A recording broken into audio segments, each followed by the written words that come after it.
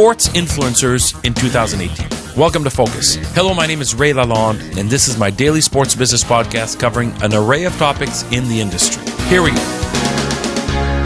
I want to revisit the recently published list of the most influential people in sports that came out in the Sports Business Journal. What a list. Let me address a few of the big names and their impact. Let me talk about my view on a few names that didn't make the list. It'll probably be there soon. Let me throw in a few names in Canada and in Quebec that are very much important influencers in sports.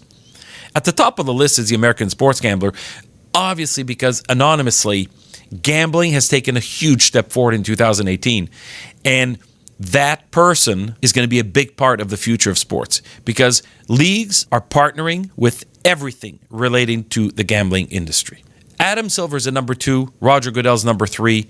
The commissioners have an important role. Rob Manfred is number 5, Gary Bettman is number 10, and Don Garber of the MLS is number 16. But Adam Silver is by far the most progressive, innovative, forward-thinking leader in sports with a brand, the NBA, that is a global brand. Everybody knows and loves and enjoys globally NBA basketball. And his next step is going to be to play preseason games in India, one of the unconquered territories yet for the NBA. So when you talk about innovation and you talk about going forward with a lot of courage, Adam Silver is always there. The NBA continues to lead the way. Everybody follows the NBA. There's a few other big names. Casey Wasserman, number 7, the chair of LA 2028.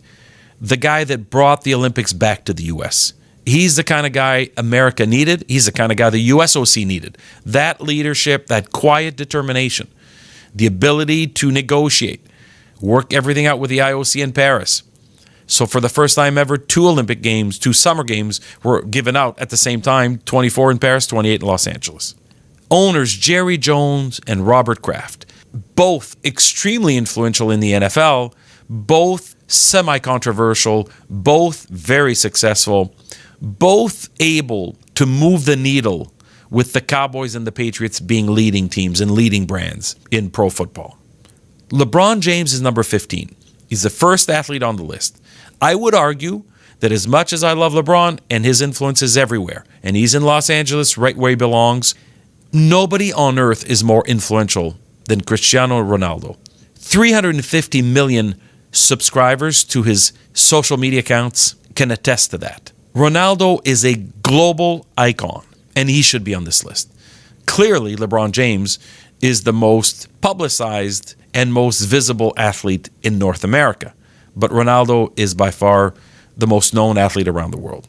Michael Rubin, that's a name you're not as familiar with. He's the founder and executive chair of Fanatics. Fanatics has transformed the licensed product business for sports properties in America. 10 years ago, they were not a player in this industry.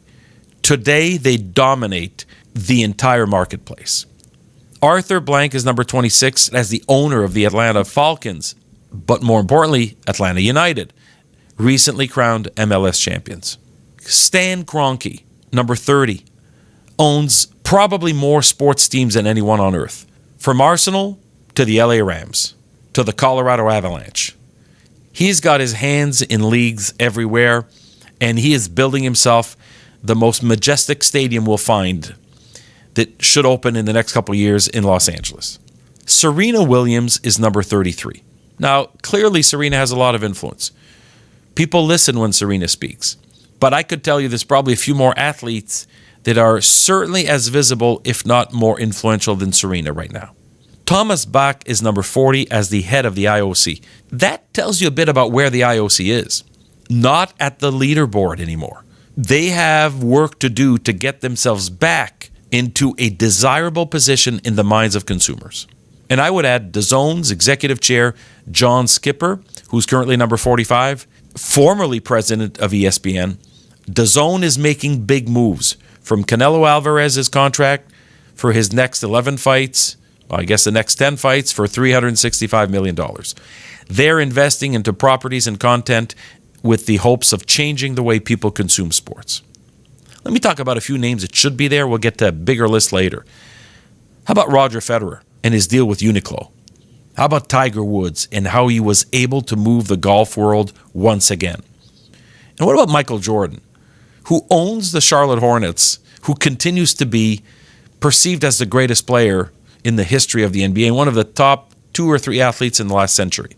What about Chase Carey and Formula One? Dana White, president of UFC. Tim Leiweke from the Oakview Group, who is doing arena deals and team deals. Terry Pegula of the Buffalo Bills and Buffalo Sabres. And 2 more. Nick Saban, head coach of the Alabama Crimson Tide. Jeff Bezos, the richest man on earth and CEO of Amazon. Watch out for these names going forward. In Canada, a couple big names. Mark Chapman of the Winnipeg Jets, Sidney Crosby and PK Subban. Those guys influence people in hockey more than anyone else. Stuart Johnson, enhanced role at TSN and Bell Media. David Shoemaker, the new CEO of the Canadian Olympic Committee.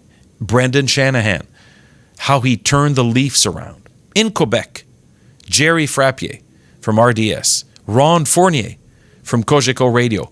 Nobody listens to more radio than Ron Fournier's show. Joey Saputo, Jeff Molson, Serge Fortin from TVA Sports, Jacques Tanguay in Quebec with the Ramparts and Laval's prestigious football program.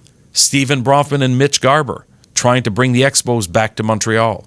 There's a lot of names. There'll be another list. I will make my own list and share that with you in an upcoming podcast. You've been listening to Focus. Follow me on Twitter at RealRayLalonde. Share the podcast with family or friends on SoundCloud or YouTube. Focus will be back on January 3rd, 2019. But don't miss a special 2-part interview on the outlook for Major League Baseball's return to Montreal, coming up on December 27th and 28th. Don't miss it. Thanks for listening. Happy holidays to everyone. Talk soon.